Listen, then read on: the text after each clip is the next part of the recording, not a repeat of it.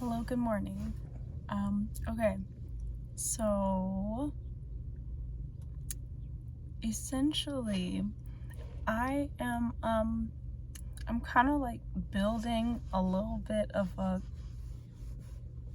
like content bank, I don't know, or reservoir, because I'm considering maybe sharing some stuff on YouTube. We'll see. The imposter syndrome is saying it's not happening, but I'm gonna film some stuff anyway, just in case we break out of that. But anyway, my name is Anna, and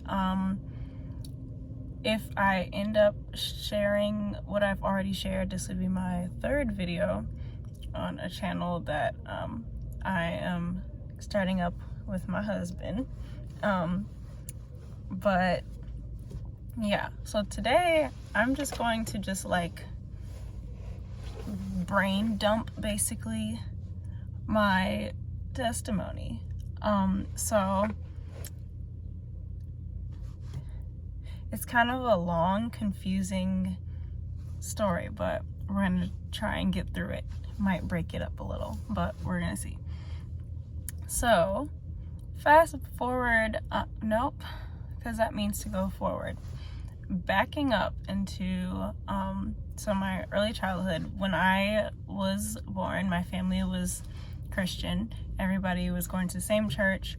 Not gonna say any names because I still like to this day my family is we're in different places in life right now, and I still love them and they are my people. The churches that I've gone to, definitely not going to mention their names because there are still people that I know and love that attend there and are happy with where they are. So yeah, this is no shade to anyone in particular or anything like that. Also, I would like to point out, okay, yeah, we're leaving the story for a second. I would like to point out the fact that I am still learning. I do not have all the answers for everything at all.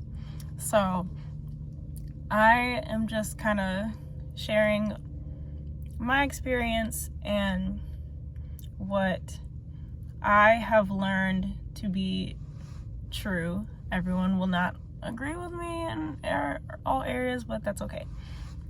So like I said, I was born into a Christian family, went to the same church for like all throughout like my childhood, my high school years. Me, my mom, dad, my 4 siblings, like it was cool. And then like I was baptized when I was 9. I always considered myself a Christian. That was yucky. Okay. Yep, went to church, homeschooled, went and hung out with like other Christian kids for the most part. No, life was cool. And then sometime around, I want to say like 2015 maybe,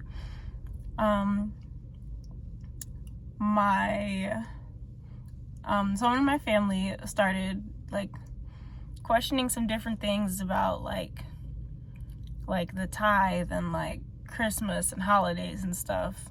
That kind of led to her becoming like a little dissatisfied with our church. So there was a little period of time where we were kind of, well, my siblings, well, mostly my mom,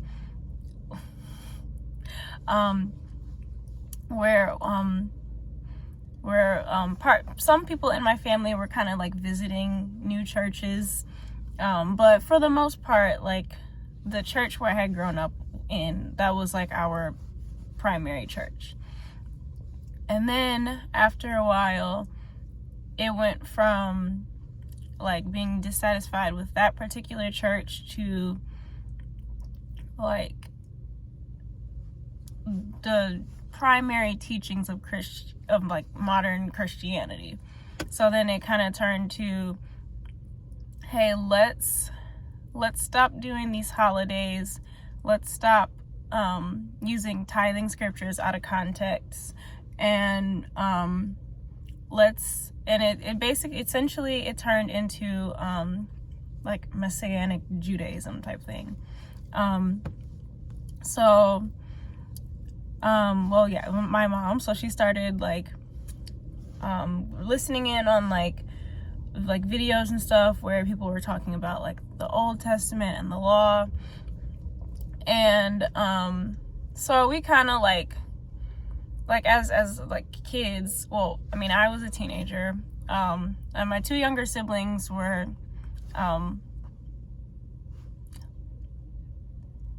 my youngest sister was on the verge of being a teenager. My brother was still technically a kid. I had a sister that was in college, like she was grown. Yes. And then another sister who was also like college age and everything. Nope, not yet. She was on the verge of college age. But anyway, so yeah, by the time I graduated from high school, my mom was like the Messianic went a little more into okay, well, let me explain some vocabulary.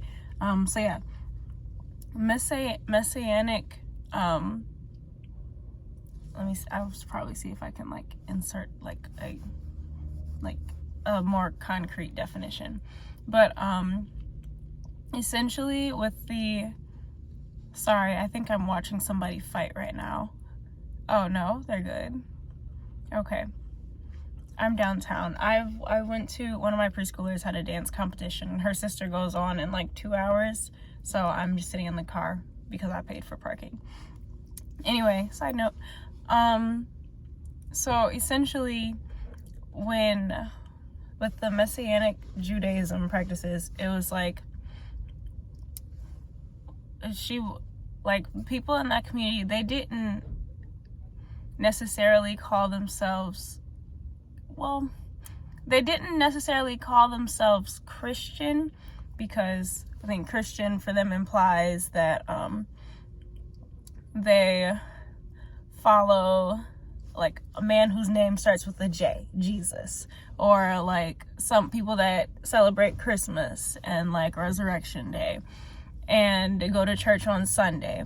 So the community that my mom got into, they were more so like they did Sabbath on Saturdays, and then some of them also did Sabbath on like the way that they counted 7 days. It's not like a Gregorian 7 days, like 7 days a week. So there was like lunar Sabbath, there's Saturday Sabbath. So yeah. So, and that wasn't like, I mean, it was definitely different because my dad was still like traditional Christian, and then obviously like my mom was doing new things. So like as a teenager, I'm kind of like torn because I'm like, there's everything I've already known on one side, and then there's this new stuff that's kind of like, okay, I kind of see where you're coming from with that.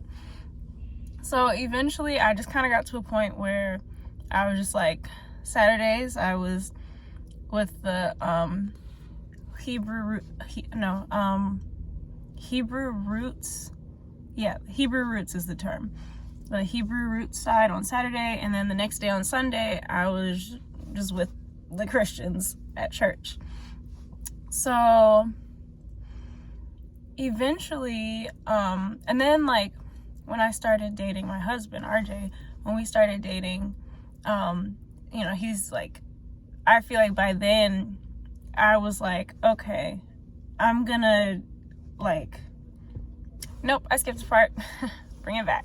And then while this is going on, I started to, by the time it was like maybe like 2017, I was starting to gradually see some things in the church that we had been attending that I did not like. but I was just kind of willing to just like get over it, because I was like, this is still my place, this is still like, my friends are here, like it's whatever. And then after I graduated high school around 2019, I feel like I just kind of hit like the last straw with that church, and I was just like, yeah, I can't do it anymore.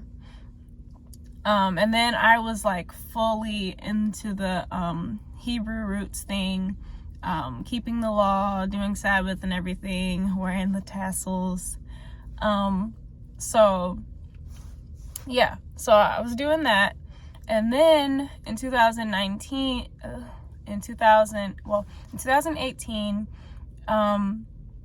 I ran into my now husband. Like, we had met in 2015, but I ran into him at a grad party in 2018. And then we did the social medias in 2019, and then we started like talking.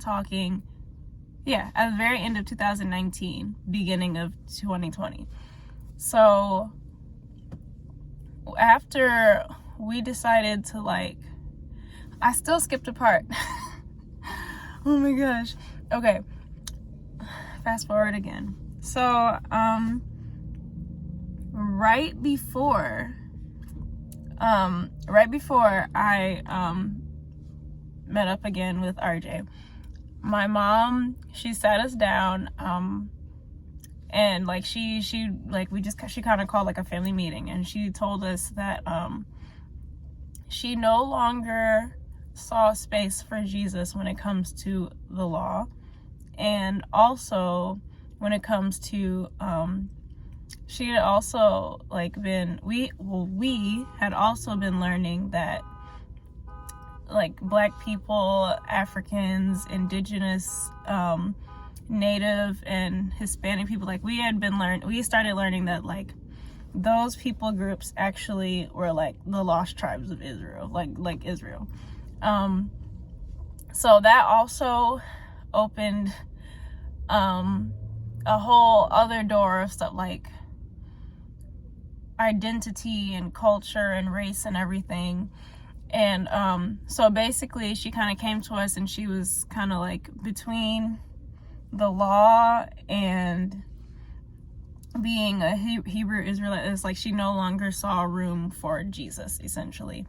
And that's kind of like a choppy way of describing, like it was a whole thing. Like she was a lot more thorough in her explanation, that I just kind of given a brief choppy version.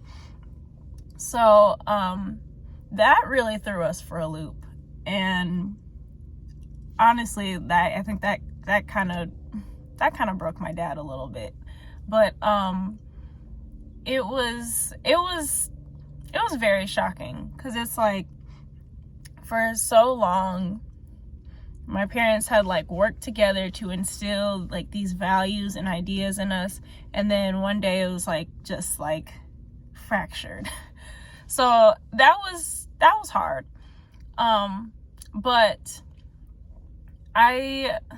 even though I didn't go like into the no Jesus side of things, we still were like believing we were Hebrews, and like still doing the Sabbath and everything. And then when I started dating RJ, like we would talk about it, and he would just kind of like, we would just kind of challenge each other like with our points of views and stuff.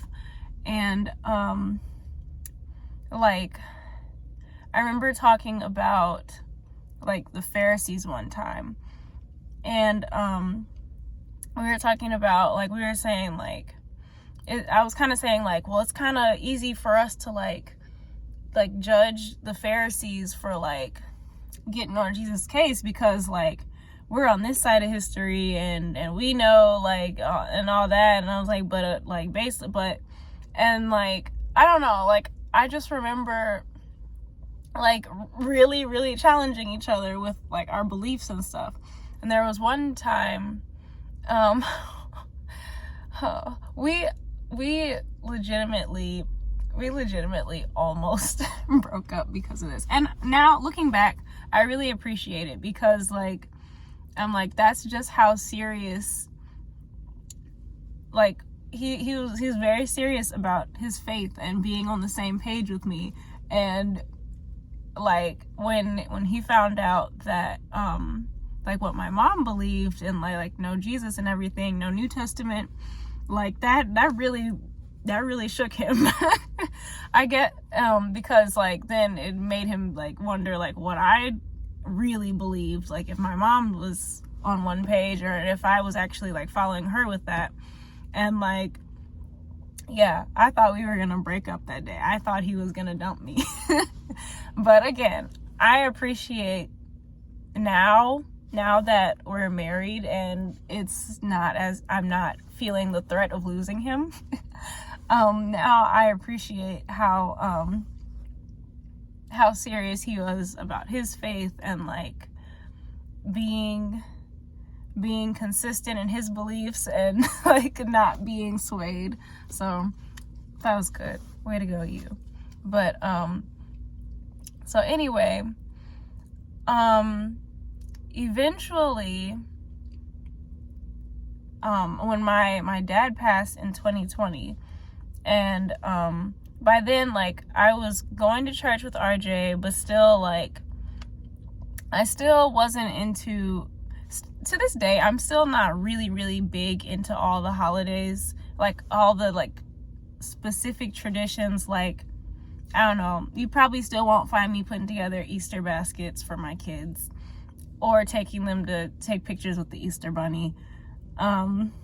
And I'm like one of those spooky spiritual people that prefers Resurrection Day to Easter. But anyway, but wow, what was I saying?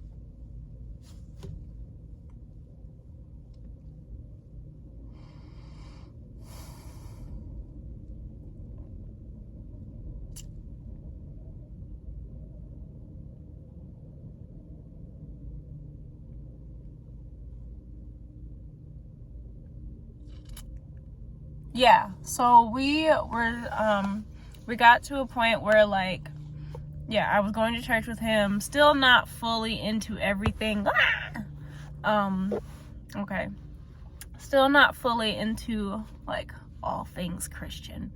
But, and, like, during quarantine, we were dating through quarantine, and, we had, like, college and young adult small group that we were doing. We started doing it via Zoom. I went maybe twice before quarantine started, and then after, and then when we were in quarantine, like, we were doing it via Zoom. But one of the leaders, it's funny because, like, I kind of didn't like him because he was very much into, like, history and stuff, and what he was teaching and explaining and stuff was breaking a lot of the like Black Hebrews, and we're elite, we're better than ever. And even though, like, I never got, like, racist with it, like a lot of groups did, but, like, when you've been told for so long, like, oh, you're under the curse of Ham, and oh, your history starts with slavery, and all that like really hurtful, terrible stuff. It's like when somebody tells you, like, hey, the world is scheming against you because you're actually God's favorite people. It's like, that really does something. That really does something to you. And it's like, so even though, like, I was never like, yeah, all the white people are gonna die type of vibes, like a lot of, I won't even say most, but a lot of people in the Hebrew Israelite community are, I still, you know, there's still that little pumped up pedestal that you can feel like you're on. But so yeah, like I was saying, like, some of like his, like what he was pointing out about like history and what words really mean in scripture and like actual legitimate context, this context that I will say I don't feel like I was getting at my original church. Like I know like just a lot of stuff that like I've read in the Bible, like I've read it, but I didn't. And then not to put all the blame on my old church, because I mean, apparently I wasn't doing my due diligence. Like a lot of stuff that I read, like today my pastors will read at church on a regular Sunday, and then they'll explain like history and context of like, what does that actually mean? And it's like, this is the randomest sounding stuff, but it's like, no, that actually does make sense. Like that's a thing, and it has a purpose in this way to their culture, and this is how it works, and you can see it back here and on another scripture. It's like I felt like I was not getting that. But when I started going to like this new church and like the new group and everything, I felt like I was really getting it. And I was like, this like there's background to everything. Like it's starting to make sense. So eventually, like after my dad died, in 2020, like legitimate, like the night after it happened, I was like really conflicted, because I was like my dad, like he celebrated Christmas. He like he didn't really like do the Sabbath and everything, and I was like really questioning. I was like, did my dad really like think he was serving God all this time and then end up going to hell? And like it had me up for like hours, like the whole week I just thought about it and was just like so perplexed.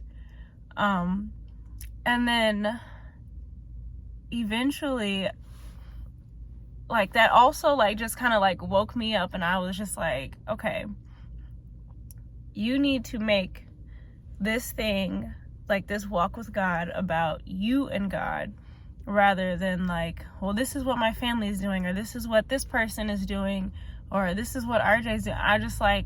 I needed to make it for myself, and I needed to know why I was doing it, and like really mean it.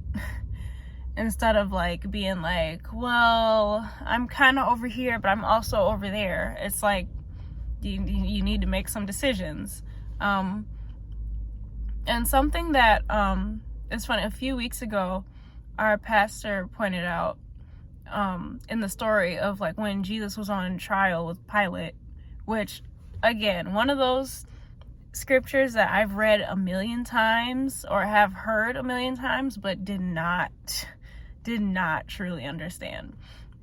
But basically he was explaining, he was like, Pilate had so many chances to just be like, hey guys, this guy really didn't do anything wrong, and he can go and y'all can go, like it's whatever. But then like at the same time, Pilate was so caught, again, the history and that context, knowing like little details about his actual time in office and like his characteristics and his nature and his mistakes. It's just like, apparently he kind of sucked at his job. And like he was like afraid of scrutiny, and like these people were like pressuring him to like crucify Jesus and everything, and he knew that there was nothing wrong, that he was not in sin, he was not doing anything illegal, but that fear of man and that pressure was just like kept him neutral, to the point where he was like, never mind, just kill him, and like don't even blame me for it. But our pastor was pointing out, he was like, there is no neutrality. You either in or you are not. You're either saying this is true, he's doing nothing wrong, or you're saying crucify him but leave me out of it. And I finally was just like, I was just like, I need to get out of this headspace where like where everything is about me and how I identify and my culture and what I can do. And I'm like, I need to, I know this is kind of a cliche term, but like, let go and let God, you know? But, yeah. So eventually, I'd say probably, I think, I feel like to this day, I can't pinpoint, like, I feel like there wasn't a day where I was like, I sat down and prayed a prayer and was like, okay, I'm saved. Cause I mean, even like through my teenage years I went through a phase where like, I was scared that I was just gonna die and go to hell. So like once a week, I was just like praying the prayer of salvation, which I also have different thoughts on today, but it's whatever. But anyway, so yeah, to this day, like I am, sanctification is a process, not necessarily a works-based, I did this, check it off the list type of thing, but it's like, I'm realizing this is a daily walk, and you gotta just wake up and say like, I'm doing this for the glory of God and for his kingdom, and we just gotta keep it going. But yeah, so that's just a bit, it's been a lot. So right now in my life, I feel like with the background I've had, it's like I've always been like it's like, oh, I've always been saved, and like I see like sinners and they're like so lowly or whatever, and then it just turned into, oh, I'm one of God's chosen people, I'm a Hebrew, and like blah blah blah. So a big thing that I am working on in this process, in this walk, has been like pride, and like being able to say like, I as a person, as an individual, I simply am not enough. And that is okay, because I didn't make this world, I didn't make anybody in it, I just showed up somewhere in the timeline.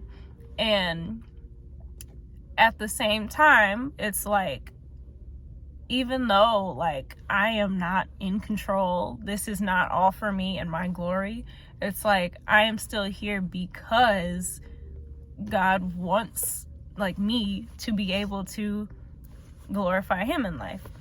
And so yeah, that's what I'm working on. That's kind of a really choppy version of my testimony, basically, and you know, to be continued. So yeah, so yes, thanks for visiting and listening to me rambling and trying to get the timeline together. And I'm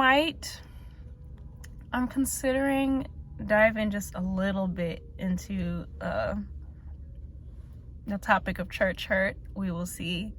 We'll see. But anyway, thank you. Have a great day. It's getting warm out, so it's getting uncold. So enjoy this nice day. I mean, you're not going to see this on the same day as me, but hopefully by the time I post it, if I post it, it'll be warmer. So, yeah. Okay.